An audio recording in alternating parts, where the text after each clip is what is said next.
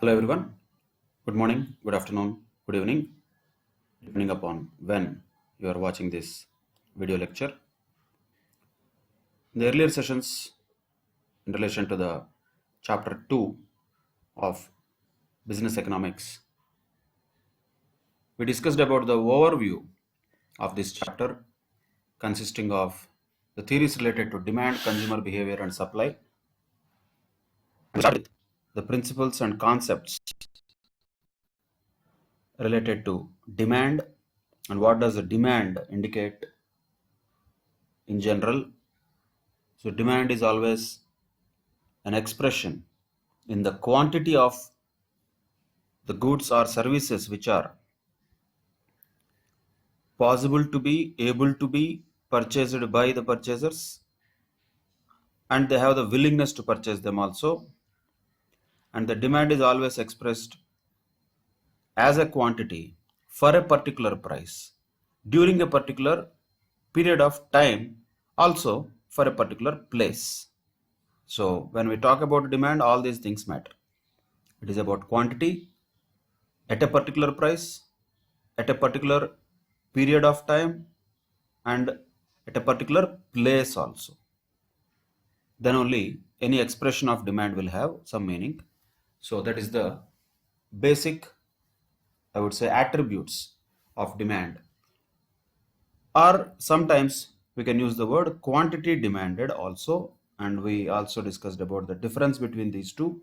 Quantity demanded is the word which is used when we say how is it changing, how is it impacted by the price of a commodity, and demand is the word when we use when it is impacted by any factor other than the price of the commodity. And we have discussed about various factors also which will have an influence or an impact on the demand, and naturally the first and foremost thing in that will be the price of the commodity itself. And if the quantity demanded is changing in accordance with a change in the price of the commodity, how it will change is what is law of demand. And the relationship in general we already know, that is inverse relationship.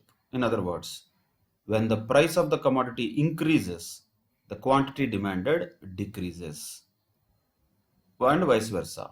Means when the price of the commodity decreases, quantity demanded increases. So these are the basic rules of demand, we can say. When we say price of the commodity, the word we used is quantity demanded. And when we use any other factor, we use the word demand. So other factors also, like what? Say one of them we discussed, the prices of related goods. How the prices of related goods will have an impact on the demand of the original commodity. Observe the fact here, we are not using the word quantity demanded, we are using the word demand. When we use the word quantity demanded, when we are talking about the relationship of the quantity with the price of the commodity itself. When we use the word demand, then the relationship is between the demand and other factors, but not price. Other factors include prices of related commodities, which we discussed in the earlier class. And what could be the possible related commodities? They could be substitutes or they could be complementary commodities. In case the related commodity is a substitute, then what happens? If the price of the substitute increases, what happens to the demand of the original commodity? So we should not directly jump to the answer. We should first see what happens to the substitute itself. If the price of the substitute increases, the demand for that substitute will decrease. When the demand for that substitute decreases, naturally the demand for original commodity increases. So what happens? When the price of the substitute increases, demand for the original commodity also increases, and vice versa. When the price of the substitute decreases, then demand for the original commodity decreases also. That means what is the relationship between the price of the substitute and the demand for original commodity? That is a direct relationship. On the other side, if the commodity, other one we are talking about, which is a related good, which is a complementary commodity. In that case, when the price of the complementary commodity increases, first of all, demand for the complementary commodity decreases. Because these two are in the same line, demand for original commodity also decreases along with the complementary commodity. So naturally, what is the relationship between the price of the complementary commodity and the original good? That is inverse relationship. In other words, price of the complementary commodity increases, demand for original commodity decreases. Same way, price of the complementary commodity decreases, demand for original commodity also increases. The relationship there is inverse relationship, just like the normal relationship between price and quantity demanded in relation to one commodity. But quantity demanded is used when we are talking about price of that commodity and the demand of that commodity. When we are talking about the price of the related commodity and the demand of original commodity, then we don't use the word quantity demanded for any other factor, be it the prices of related commodities, be it incomes of the consumers, or preferences of the consumers, or expectations of the consumers, or any other factors, whichever factor influences the demand. All of them we use one word, that is demand, and that factor. But only for price and demand, we use the word price and quantity demanded. So the impact of the price on the demand is expressed as quantity demanded. So when there is an increase in price, we should say there will be a decrease in quantity demanded. When there is a decrease in price, we should say there is an increase in quantity demanded. So that is the main point to note. Wording wise also we have to be very clear, because in the examination questions also this matters a lot. After discussing the first two factors, one is the price of the commodity itself, second one is the prices of related commodities. Let us continue with some more factors which will have an impact on the demand of any commodity. And another such factor is income of the consumers. So simply speaking, in general, ceteris paribus means all other things being equal, the demand of a commodity depends upon the income of the consumer, naturally, yes. And mostly what happens when the income of the consumers increases, demand also increases. So that is quite common in general. Once again, that's what happens. Not always. In general means there will be exceptions always.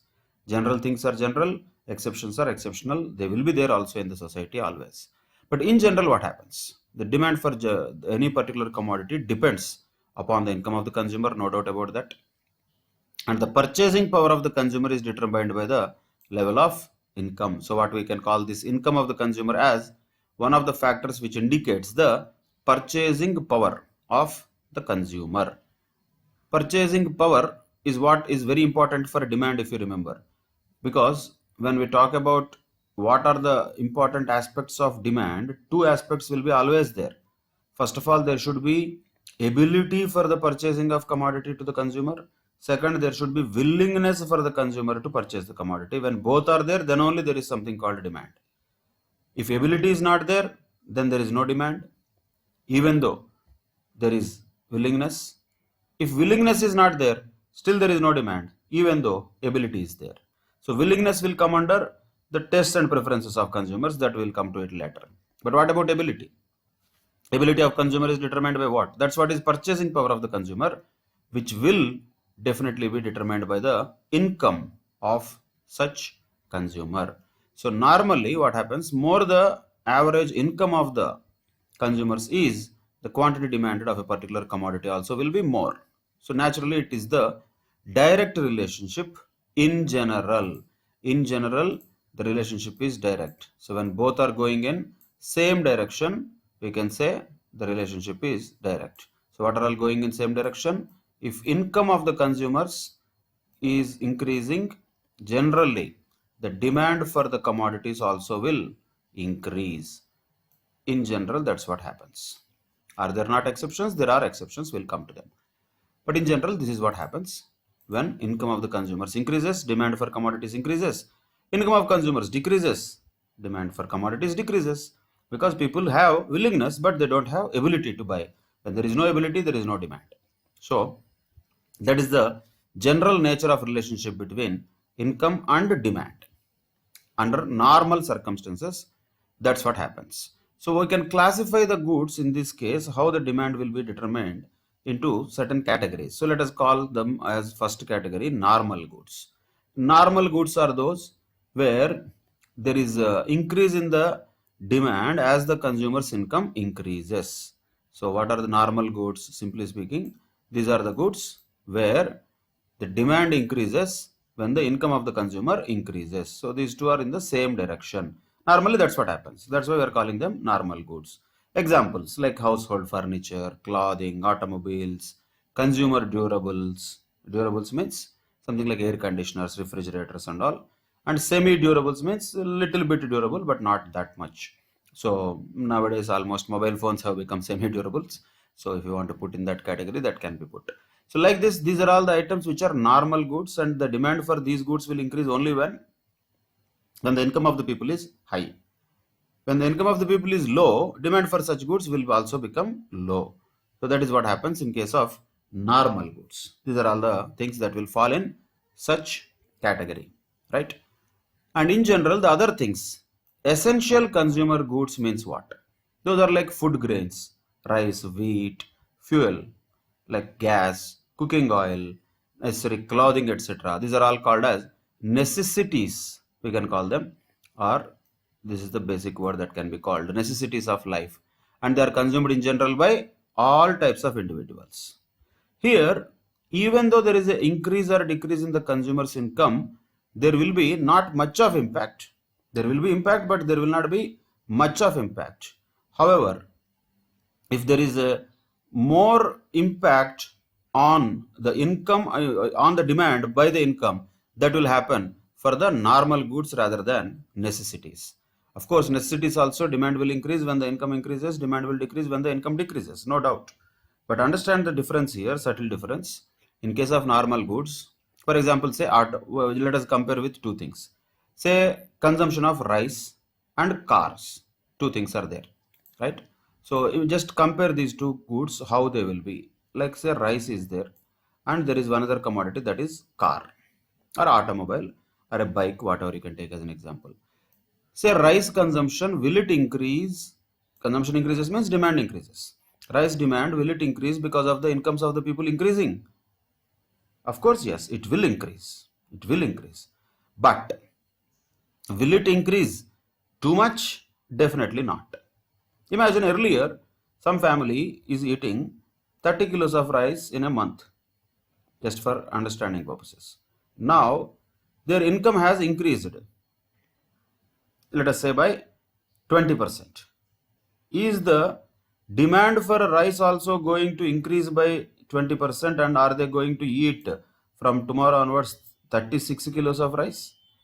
Definitely not, because you have a capacity for eating and basic necessities.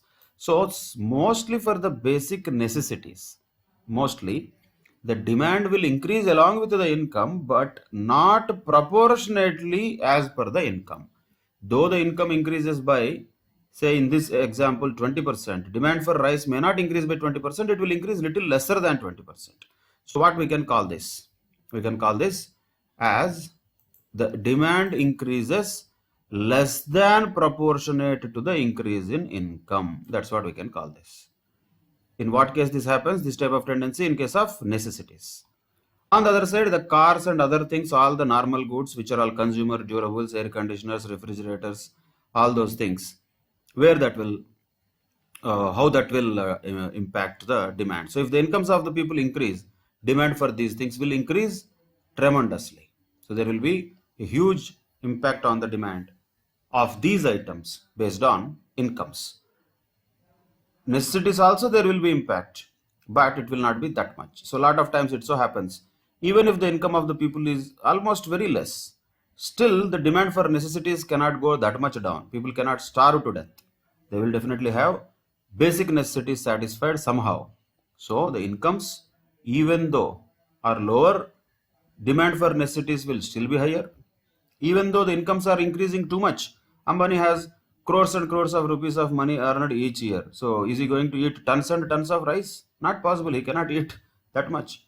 So the basic necessities like that cannot be actually increasing in the same way as the income increases. So in case of necessities, how the tendency will be? although there will be a change in the demand, it will be less than proportionate to the increase in income. That's what happens in case of necessities. Same with reverse also. Even though, let us say, incomes reduce, lot of people lose jobs and their incomes get reduced. Will the demand for food grains also reduce that much? No, it cannot reduce that much, because people will die if it reduces that much. People will still have to eat. So demand for food grains will reduce little bit, not that much as the incomes of the people reduces. Same way, demand for food grains will increase when the incomes of the people increase, but not that much as much the income of the people increases. So it is a less than proportionate increase or decrease when compared to the income. The demand for necessities will behave like that. But under normal circumstances, for all the normal goods, demand and income are directly related with each other. If the income of the people increases, demand for all the normal goods will also increase. That is the other category of goods we need to understand. How the demand is impacted by income of the consumer, and income of the consumer is not only the factor, it also depends upon the nature of the consumer goods. Nature of the goods also will indicate how much the income impacts the demand. So if the nature of the consumer good is a necessity, there will be impact, but not a huge impact. If the nature of the consumer good is a normal good, then there will be a huge impact, though it is not given here. In economic terms, usually in the macroeconomic level, these type of spending by the consumers on these commodities like automobiles, clothing, furniture, etc., these will be generally called as discretionary spending. Discretionary spending means people will spend them if they want to spend only, otherwise they will not spend. That is called discretionary spending. So naturally that can be called as discretionary demand also. Discretionary demand is almost very highly correlated, very highly related to the income of the public. If the income of the people is increasing, this type of demand for such commodities will also increase heavily. If not, it will not increase at all. If the incomes of the people is decreasing, then automatically the demand for such kind of commodities also will decrease tremendously. You can see that very clearly. Keeping the restrictions apart, usually during the period when the coronavirus pandemic was in the peaks, incomes of the people were low, almost because most of the people do not have any work. Of course, there are no showrooms and all open, but even then, even they were open also, the sales of the automobiles like cars and bikes would not have been that much. They would be drastically reduced. Even prior to this crisis also, because the overall level of income of the people is decreasing, their purchasing power is also decreasing, and the demand for many commodities, like discretionary demand for commodities like particularly automobiles, is always on the declining trend. If we can observe, even this is happening since 2019 onwards, this trend in the decline of automobile demand can be seen prior to the corona times as well. But what does it indicate? It indicates the incomes of the people are not sufficient to create the discretionary demand required for that sector. So all these things, automobiles, consumer durables like air conditioners and all, people will not buy them until and unless they have sufficient level of income. So demand will be much less if their incomes are lesser. But necessities will not have this kind of tendency. Even though the people have lesser incomes, they'll have to buy them because somehow they have to live. So there will be definitely impact of income on the demand for necessities also, but not as much as the impact of income will be there on the demand of discretionary spending. That is a very clear important point to note. According to the nature of the commodity, the demand of that commodity also will change along with incomes of the people, right? That is the first point we have to understand. And sometimes there is a variety type of situation, which is a reverse situation. There is variety type of situation. What is a variety situation here? This happens generally for another category of goods. So we have three kinds of goods already. We are talking about necessities, we are talking about normal goods. Even if you want to call them luxuries also, that's okay. But luxury means if you call it much beyond the normal commodities, we can just call them as normal commodities. So it depends. So we have different layers of commodities types, we can just fix them. So one, we have inferior goods, and then maybe you can say necessities, and then maybe we can say or we can just call them as essentials so that it will be easier to understand. So we have inferior goods, essential goods, right? And we have normal goods, and let us say we have luxury goods. These are all the different types of goods which can be there, and there will be actually thousands of types of goods, lakhs of types of goods. We cannot classify them into those many things. In general, somewhere we have to keep them. Maybe it is almost sometimes difficult to classify a commodity also, but still we have to somehow, for understanding purposes, categorize any commodity into these different categories. So let us say an inferior good is there, what we are talking about now. Inferior goods behave in a reverse way. What happens for inferior goods is, when the incomes of the people is increasing, what happens to the demand for inferior goods?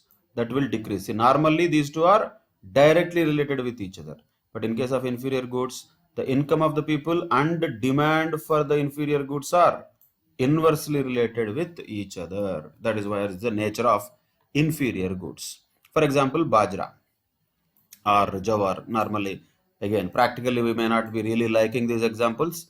Like we took an example of substitutes, coffee and tea. But if you really look in the reality, coffee and tea are not substitutes. Those people who generally drink coffee, they will not substitute it with tea. Or those people who are generally used to drinking tea, they will not substitute it with coffee. Somebody wants in the morning coffee only, means they want coffee only. They cannot substitute with that tea. So they are not really substitutes in real life. For example purposes, we can take anything. So let us not go into the minute practicalities of each and every word. If we go into that, every word could be wrong also, the whatever we use. So that is not the level at which we need to unnecessarily research items like that. So bajra, let us take one example, that is like a food grain, which is considered generally to be an inferior good. See, jawar, bajra and all the other types of normal seeds which are used as food grains. Usually what happens is, when the income of the person increases a particular level, then what they will do is they will substitute these inferior goods with something else. For example, the bajra will be substituted by wheat or rice. So if not now, at least generally in the earlier days, where the poor people, where the people could not afford wheat or rice, they used to eat bajra or jawar. A lot of houses, it so happens even now also in the rural India, the persons who are not able to afford wheat or rice, they will buy a little cheaper goods, like inferior goods like bajra. Inferior does not mean we are giving any label to that. Don't feel bad about it.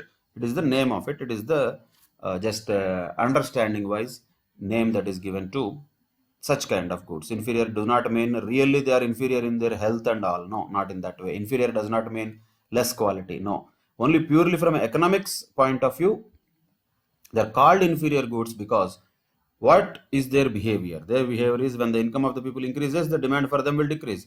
Imagine a family's income has increased a little bit. What they will do? Earlier they used to eat bajra. Now, because their income is more, they will shift from bajra to wheat. So what happened to the demand of bajra now? Decreased. Why? Because the income of the people has increased. So for inferior goods, the relationship between the income of the commodity and the demand of the commodity is inverse, which is not normal. That is why it is a special situation. For normal goods, it will be direct. For inferior goods, it will be inverse. When the income of the people increases, demand for such goods decreases. When the income of the people decreases, then demand for such inferior goods increases, because now with low incomes, now they cannot afford wheat and rice. Naturally, somehow they have to live, so they shift to some cheaper commodities like bajra. So this is how inferior goods demand will behave in relation to the changes in the incomes of the people, which is a little different situation than normal goods. Clear? Now what about luxury goods, prestige goods? Of course, that will not have much of impact directly, because those goods are only limited to the top section of the society. But when income of the peoples definitely increase, then the demand for luxury goods and prestige goods also will increase. It will increase, no doubt. Income increases, demand for them also increases for luxury goods also. So in general, all the three types of goods will behave in a similar way. What are the three types of goods? Essentials and normal goods and luxuries. So when the incomes of the people increase, the demand for essentials increases, but not that much as it increases for normal goods. Same way, when the income of the people increases, demand for normal goods also increases, but not that much as much it increases in case of luxury goods. When the luxury goods are there, they will be only purchased when the incomes of the people is high. Normally, people don't really look at them. So there are different types of luxury goods like demand for diamonds and all. Under normal circumstances, when the incomes of the people are low, people don't look for them. Imagine people are earning a little bit higher money, they have higher savings. So when they have a positive outlook about the future, future is little bit looking rosy, then all these things are there. In that case, they may go for luxury goods. Otherwise, generally, they don't go for luxury goods. So usually the middle class will be staying in this essentials and normal goods, and naturally the poorer class will be more in the inferior goods, and the top class or the rich class will be looking at luxury goods. Does not mean that rich class will eat diamonds. They will also need essentials. They will also need normal goods. But the middle class will be out of this league completely. But the top class can at least have any of these things applied to them. For middle class, these luxury goods generally will be out of the question because they cannot afford also. Incomes are not sufficient to create any demand for that. But in general, irrespective of the class or income of the people, we can say the nature of the good or the commodity, the characteristics of the commodity, whether it is an inferior commodity or an essential commodity or a normal commodity or a luxury commodity, will also have an impact on the demand of that commodity, and the demand of that commodity changes according to the income of the consumer depending upon its nature. There is no one solution for all. There will be definitely a direct relationship between income and demand, but not for all commodities. For example, like inferior commodities will behave in an opposite manner. So, this is what incomes of the consumers will have an impact on demand. And naturally, the people, whoever is managing the businesses, they should know what type of commodity they are manufacturing, what is the nature of that commodity, and where it will fall, whether the commodities demand will increase along with the incomes of the people or not, or if at all it increases, how drastically it will increase or not. So the people, the managers, the business managers should be closely observing the relationship between these items related to particularly income of the consumers and demand of a particular commodity. So this has to be done by the business managers. Naturally, that is where business economics comes into picture. Economics tells us the relationships that will be applied in the business by the business managers, so that they can understand or they can assess the current as well as future demand for their products, depending upon what? Depending upon the consumer incomes. So if the consumer incomes are raising, they can also assess that probably in future the demand for their commodities might also rise. If the consumer's incomes are generally regularly falling, then naturally the future demand for products can also might fall. So for demand forecasting, observing the tendencies of incomes of the consumers is also equally important. That is another factor which will have a huge impact on the demand. Then we have some other qualitative factors, let us say, mostly psychological and qualitative factors, not a quantitative factors. See, income at least can be quantified, though it is not quantifiable for a society as a whole. But at least for an individual, definitely income can be quantified. How much income somebody is getting definitely can be expressed as a number. Price of a commodity can be quantified. Prices of related commodities are all expressed as numbers only. But tastes and preferences, how do you express? How do you say that? You say, I will like it. Okay. You say, I don't like it. Or some people may say, maybe I like it, maybe I don't like it. Some people may say, I like it too much. Some people may say, I like it, but only little bit. Some people may say, no, I strongly dislike it. So how can we quantify that? It is very difficult because this is a subjective theme, and this cannot be a quantitative item. This is a qualitative item. So that becomes challenging to capture the tastes and preferences of consumers. However, in general, anybody can tell. In general, anybody can tell the goods which are in fashion naturally will have more demand than the goods which are out of fashion or old design or out of fashion. Once again, another question comes, what is fashion? That is a separate debate altogether. Will the fashion be always permanent? Definitely not. There were bell-bottom bands earlier, 40 years back. Again, they became fashion. There were different types of pants, different types of shirts, different types of fashion things happened. They happen in cycles. So let us not get into that. Let the costume designers and fashion designers take care of the fashion. But what happens with the consumers generally, if you observe, the consumers will always follow the trend. Whatever the things are more moving, क्या चल रहा है, fog चल रहा है. So everybody will buy fog because they think that वही चल रहा है इंडिया में, as if like no other deodorants are there. That is the general tendency of the consumers. So whatever is in fashion, whatever is चल रहा है, that's what they will generally produce, or that's what the generally consumers will consume. Naturally, the same things the producers will produce.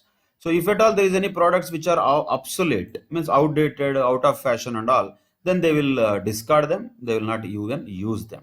So like this, the taste and preference of the consumers changes completely from time to time.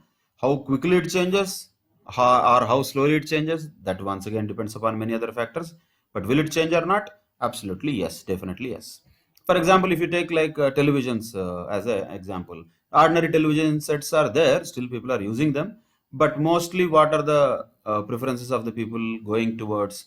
That is LCD televisions or LED televisions. So what people are doing, ordinary television sets they are throwing, or maybe just giving as a gift to somebody, and buying LED or LCD television. So what is happening? The taste and preference of the consumer shifted from a normal CRT television to LCD or LED television. So that is a general shift that has happened already in the recent past, and it is further increasing only. This demand is not decreasing.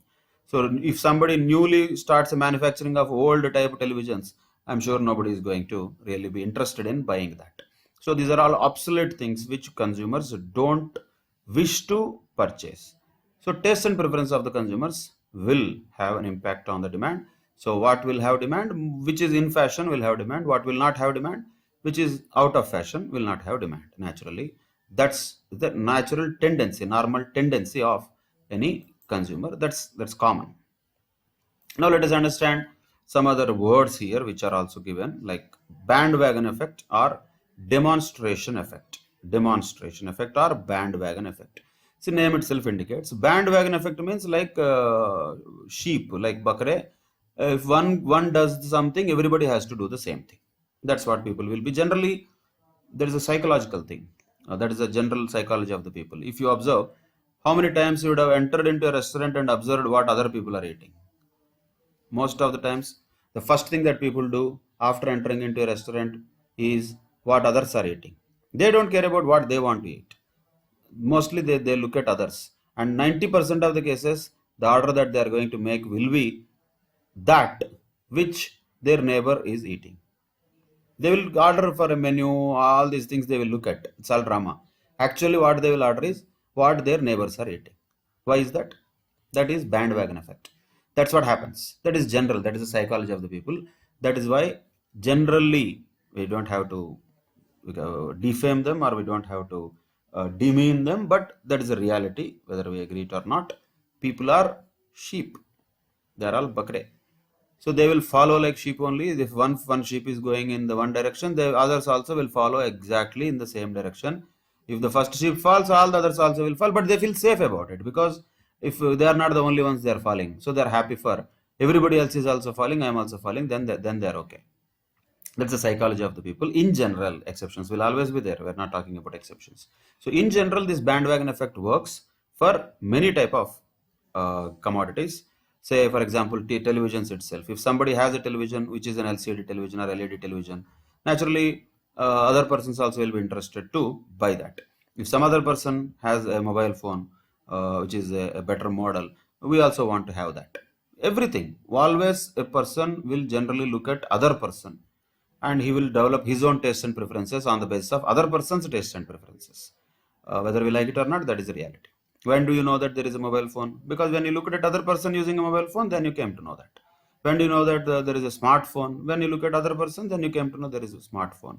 Then you also wanted to have it. So always people would like to have something that others have. With that, they will keep on buying the similar kind of commodities. So bandwagon effect or demonstration effect works, and that's what many brands also will take advantage of. If somebody buys an Apple phone, we also will have Apple phone. Why is that? We don't care. That doesn't matter. I know many people who don't know the basic features of any iPhone also, but still they have iPhones. They don't know how to use email also in a mobile phone. Still they have mobile phones. What is the use of that? They don't know themselves. Why they are buying it? Because others have bought it. Because everybody is using Apple. Everybody has an iPhone. I should have an iPhone. So that, it's a demonstration. Show off. I want to show that I also have it. I'm not left behind. That is the psychology of the people. So they just want to enhance their prestige with the commodities. Unfortunate, but that is reality. Usually, the prestige has to be increased according to the knowledge of the person, according to the character of the person, according to the goodness, kindness of the person. But in society, we can't expect all that. Practically, what happens? The prestige of the person is generally demonstrated by the commodities that they show off. The one who is coming out of a Audi car, out of a luxury car like Mercedes Benz or BMW, is deemed to be, is considered to be, is assumed to be a big person in the society because he has a costly commodity. Someone who is having a particular type of commodities is considered to be prestigious. Why is that? Because he is having costly commodities. So everybody, including a common middle class also, including youth also, will generally look for this demonstration effect. That is the reason why people want branded clothes, branded watches, branded shoes. If you really have an idea of how to evaluate the quality of a commodity and buy a branded thing, I will not say anything wrong with that. But I know 99% of the people will not buy anything branded because they know the quality of that brand, just because they want that brand to be there on them and they want to show that they have this brand, they will buy it. That is what is demonstration effect. Bakra effect, we can call it. Bandwagon effect is called also sometimes. So this is all about showing off to others that I also have it. I am wearing branded clothes. See. So I am respected. I have my prestige, which is increased in the society. Like this happens in any society. This is happening. This happens, good or bad. Definitely not that good, but it is what is the reality of the society. Society cannot be always as per what is ideal. But in situations like where the consumerism is increased, where the commodities, the love towards commodities is more, generally this bandwagon effect and demonstration effect also will be more. And that's what happens normally about certain types of commodities. And that will be creating a taste or preference towards a particular commodity, whether really the person knows about that or not. And that is how what we call sometimes, unfortunately, these words. There is a craze for that commodity. There is a craze for this particular course. I used to hear this. There is a lot of craze for CA course, people say. And I don't know whether to laugh or cry. How can there be a craze for a CA course? Are we like crazy people to have a lot of craze for CA course? There should not be any craze for any course. It's education, sir. You are learning it. You are interested in learning it, you learn it. If you are not interested, don't learn it. There should not be any craze about it. But people try to create that because people know, particularly the education institutions know that naturally the public are sheep. So bandwagon effect can be very easily encashed. That's what most of the service providers and commodity sellers will try to encash. And yes, majority of the people, since they are not really conscious about what they are doing, they will fall for that trap. Can't help it. That is how it works. Sheep is sheep. If the sheep is getting butchered, we can only pity the sheep, but the butcher is not doing any surprise. Butcher is butcher. His job is to cut the sheep, but if the sheep goes to the butcher intentionally, what can we do? So that is what happens for many types of commodities, many types of services, not just one or two. A lot of people would like to, just stay only at a star hotels. If really you know that that hotel is good and you want to really enjoy that luxury of the hotel, that's a different story. But just for the sake of showing off, if you want to do that, it's a different story. I know this. I mean, I can go on for hundreds of examples. Just for eating an ice cream, also people will look for some brand name on the ice cream parlor. Ultimately, what is there inside, nobody knows. Are you really liking that ice cream? If you are going for that, absolutely, it's a different story. But that's not what people mostly do. Most of the people will go there only to demonstrate that, yes, I am eating in Baskin Robbins. I am eating in this. I am eating in that restaurant. I am wearing this branded cloth. I am wearing that watch. I have this phone, I have that car. This is all what people really want to show off. That's called a demonstration effect or bandwagon effect. And how do you got to know that this is good? Only because others have already proven to you that it is good. Others are having it. That's all. See, this Apple is one of the biggest examples of all this bandwagon effect.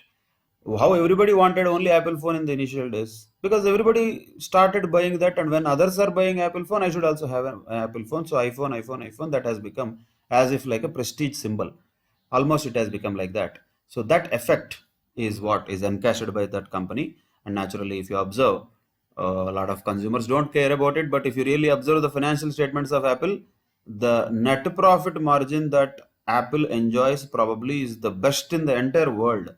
Big software companies, retail companies, petroleum companies, banks, none of the other companies can enjoy that much of net profit margin percentage as Apple enjoys. Why? Because people are cheap. What we can do, and people wanted that because other person had it, I also should have it. With that psychology, they kept on buying it. Not now, since almost a decade it is happening.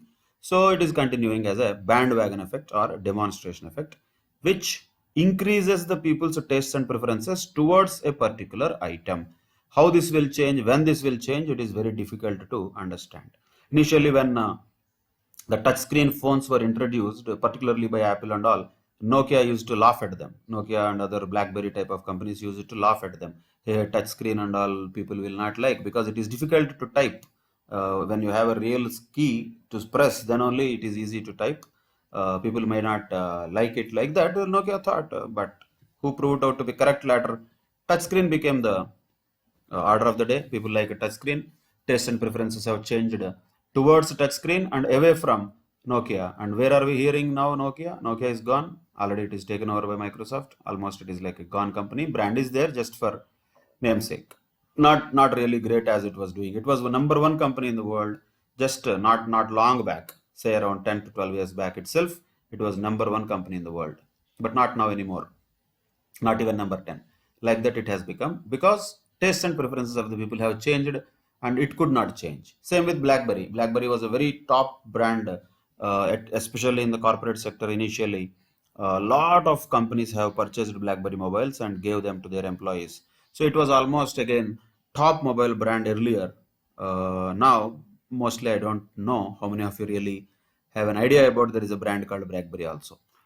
We only know Apple, Samsung, MI, all this Oppo, Vivo type of things. So the point is, these brands why I'm talking about is the bandwagon effect or demonstration effect. When it is there, if the organization fails to identify that and goes against this, then they are gone. Even if you go against this, you are gone. You have to go with this, and if you satisfy this bandwagon effect, then people are happy and they will continue the consumption of that goods or commodities or services. This is how the market works, and the organizations have to be careful about identifying the tastes and preferences of the consumers. That's what happens. Clear? On the contrary, other side also it happens. When a product becomes common among all, then some people decrease or altogether stop its consumption. So these are the type of products. We can call them as luxury goods also. Like if everybody has this product, some people may stop even using that product. Rarely that happens. They will increase the brand level. So now early mobiles nobody had, but now everybody has mobiles. So it does not mean that we are stopping the use of mobiles. Only different brands of mobiles will be changed. But in general, when it has become common for everybody, then the top people will stop using that product. That is called a snob effect. Snob effect. And some of them are like highly priced goods. These are all highly priced goods, and who will consume that? Only the people who are rich, and they want to satisfy their. These are the words you have to remember. Conspicuous consumption, that is called. Conspicuous means they show off. Just they want to show off. And this is also called as Veblen effect. So a lot of words are used here. Demonstration effect, bandwagon effect. Generally, this is middle class mentality. That is demonstration and bandwagon effect. Snob effect or Veblen effect is generally the high class, the rich class mentality. Veblen is a scientist, economist who has invented this, so it is called Veblen effect. So tastes and preferences of the people change according to the external circumstances. Sometimes when some product has become quite common to everybody, the top people might stop using it and they might shift to something else. Just as a observation, I will tell you, since our childhood, we used to have this brand for pens called Parker. I don't know how many of you heard. I'm sure you would have heard this. So this Parker pen is like something like a luxury pen. We used to feel like that. This Parker pen, right? So this was a name which was there like that. As an example, this Parker pen is there. Earlier used to be there as a luxury item. Almost maybe all the top level people, those days also maybe rich people and all, they might be using this Parker pen. But now it is almost like available to most of the people. So then, like let us say long back, if a pen is normally available for 2 rupees and 3 rupees or 5 rupees, when the Parker pen was, let us say, at 200 rupees, that was like too much. People never had this thought of buying a pen for 200 rupees. Now, when 200 rupees has become not that big, Parker may be becoming, let us say, now 300 rupees or 400 rupees. That's all. People's incomes have increased tremendously. So, for a normal person earlier, 200 rupees was too much amount. But now, 400 rupees is not that much big amount. They can just easily spend. So, what happened? This Parker pen has become more or less common for everybody. So, now if you observe, the top people, the rich people stopped the consumption of it. You don't find any rich person who is using a Parker pen. What they have moved to now they have different brands. There are so many of them, like Mont Blanc, like that. Different brands are there. Louis Vuitton, like that. Many brands are there which are like ranging their prices to thousands of rupees. For example, the pen that our prime minister uses itself is what they say is around 1.5 to 2 lakhs rupees. Like that, one pen can be expensive that much also, like lakhs of rupees or thousands of rupees. So what happened here? The snob effect or the Veblen effect in relation to the highly priced commodities will be changed by the rich people when it becomes a normal commodity. When it becomes available to everybody, then the people will stop that consumption. These are all various tendencies. Like this, hundreds of tendencies daily will happen.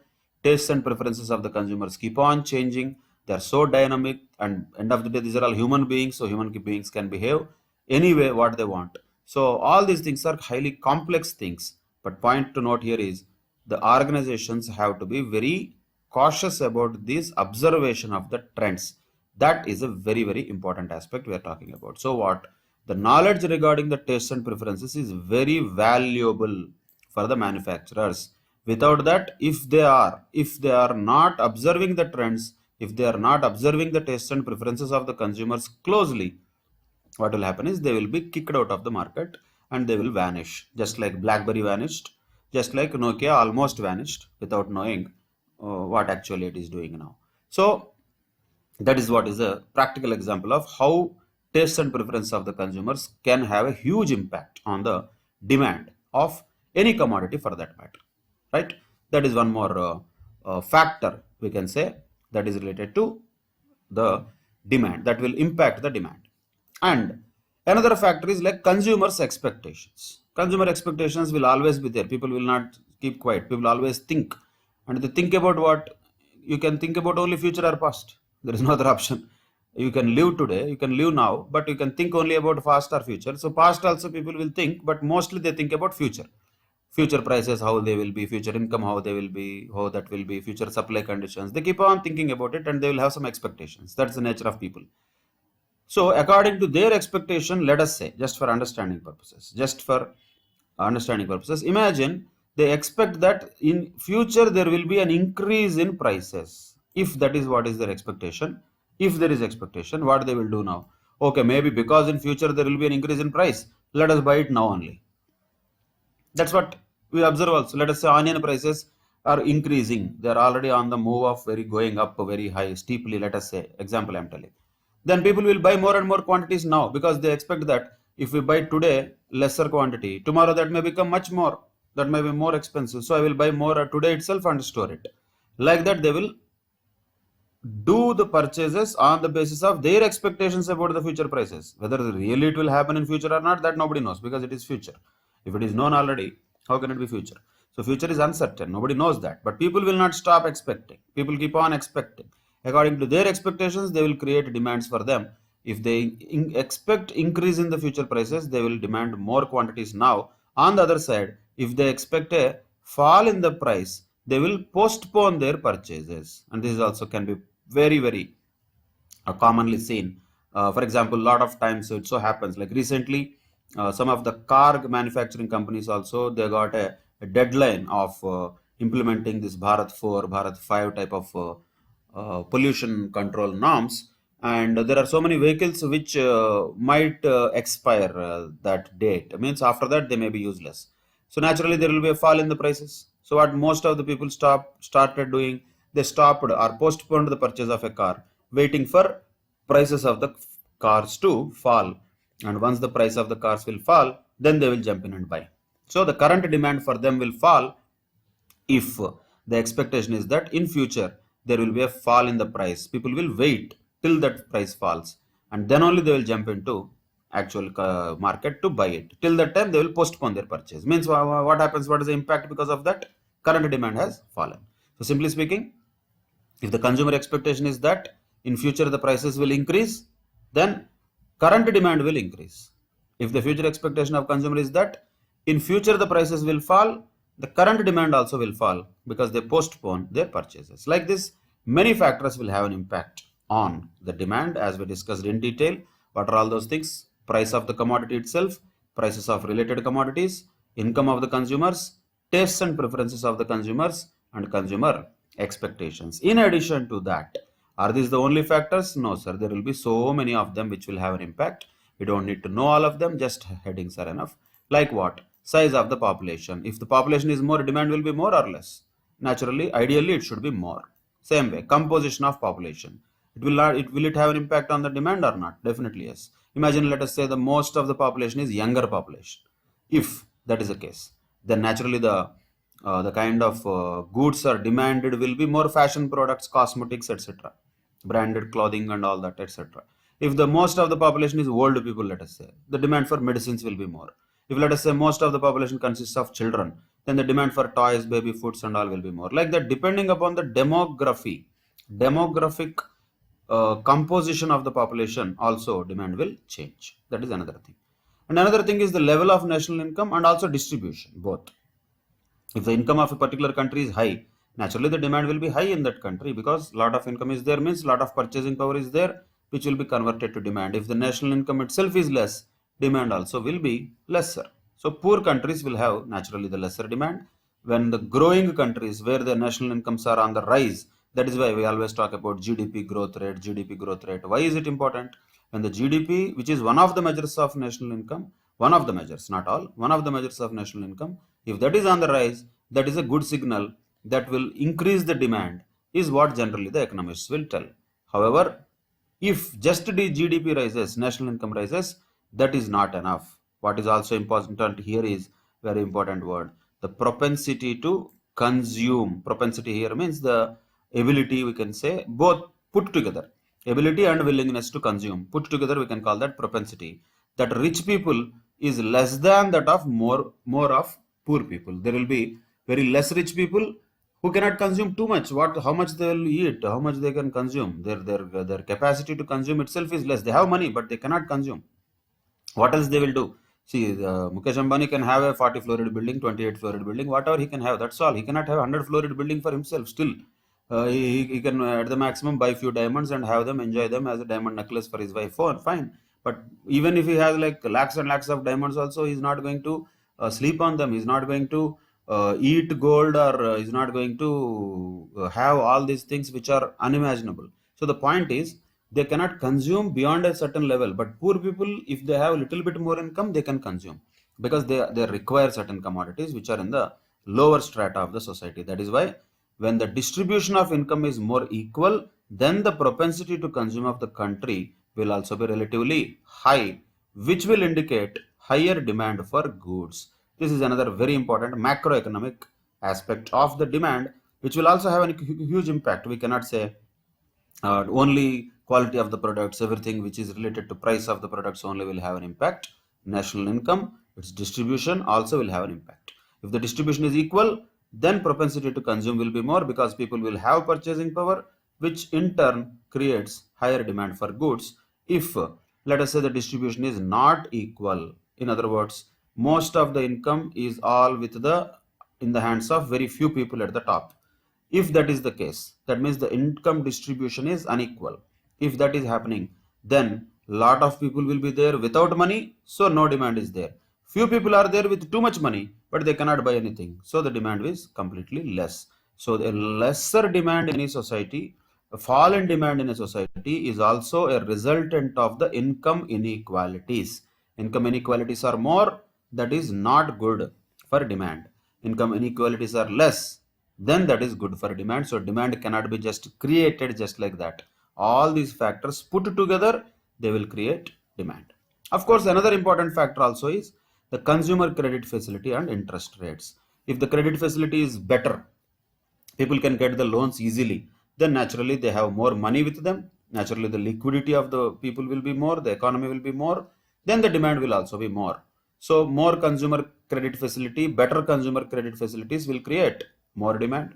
On the other side, interest rates are opposite. If higher interest rates are there, then people will take lesser loans because they will be afraid of higher interest burden. So more interest rates, higher interest rates will result in lesser loans. Lesser loans will result in lesser demand. So if the consumer credit facility is better, demand will be more. If that is worse, demand will be less. On the other side, interest rates are more, demand will be less. Interest rates are less, demand will be more.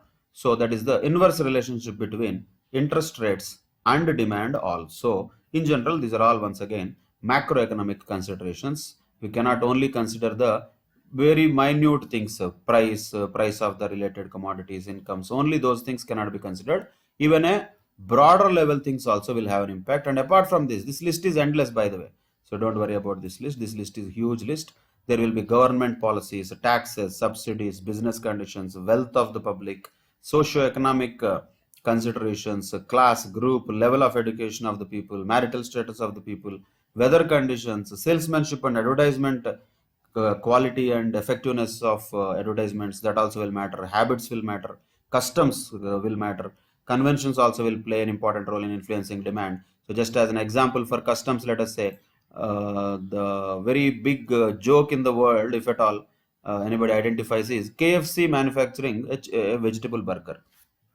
So nowhere in the world, KFC itself means Kentucky Fried Chicken. That is the name of the brand, and that name itself includes the word chicken. And the name is chicken, but it has a veg burger in India, aloo tikki burger in India. Why is that? Because it is India. Here, according to some of the customs and conventions, when at least some portion of the people are vegetarian, they don't want to eat only the non-vegetarian food. So the KFC had to create one way forcefully such type of products. Otherwise, there is no demand for their brand. So to create the demand, they have to understand the impact of each and everything. They have to understand the impact of each and every factor we are talking. Like this, for each of them, there can be a separate discussion. We don't need all of that. And a broader level, what we need to understand is, boss, demand is a very important aspect for a company, also for a country. At the same time, demand for any commodity or a service is going to be impacted by multiple factors. And all we are trying to understand here is, what are those factors? What are those factors? Generally, majorly, what are those factors? Price of the commodity, prices of related commodities, incomes of the consumers, then tastes and preferences of the consumers, expectations of the consumers. And there are many other factors. This list of other factors can be endless. But for general understanding, we need to know them because questions will come according to the tendencies. For example, interest rates increased will create what type of impact on the demand? If that is a question, we should know. Interest rates, if they are increased, the demand will decrease. Why? Because when interest rates are high, naturally the people will take lesser loans. Not only that, if you look at the other side, when the interest rates are high, people will try to keep that in the fixed deposits because they get more income in the bank accounts. So they keep more money in the banks means they spend less. They spend less means demand is less. So interest rates and demand have inverse relationship. Like this, general relationships we should know. We don't need to really prove them empirically. We don't need to know the actual numbers of them in reality in India. That is not required. But in general, what is the relationship of each of these factors with demand?